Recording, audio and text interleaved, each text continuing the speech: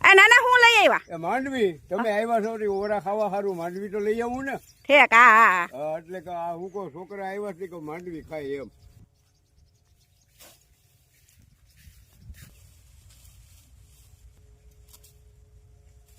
તો હાલો બધા માંડવી વીણી લઈએ અને પછી આપણે શેકી અને ખાવાની મજા માણીએ.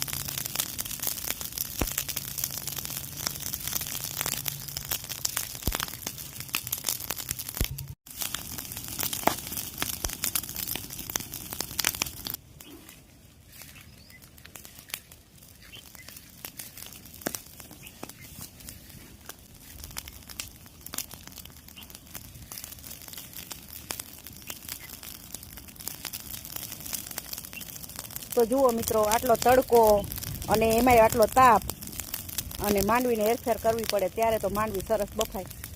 અને આવી રીતે ખેતરની અંદર આપણે માંડવી કીને ખાવાની તો મજા જ કંઈક અલગ હોય છે.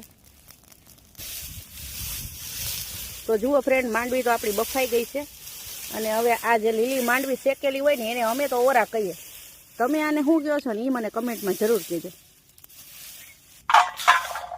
તો હાલો હવે આપણે ઓરા વીણી લઈએ.